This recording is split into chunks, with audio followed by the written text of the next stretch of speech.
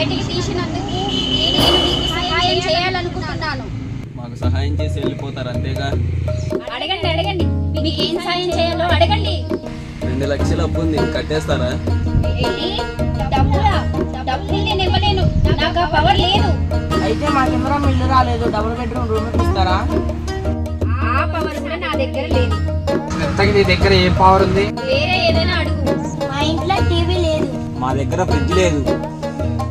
నా దగ్గర ఆ పవర్ కూడా లేదు. అసలు నీ దగ్గర ఏం పవర్స్ ఉన్నాయో చూపించు. మీరు కళ్ళు మూసుకొని చేసే పని మీరు కళ్ళు తెరిచినా చేయలేరు.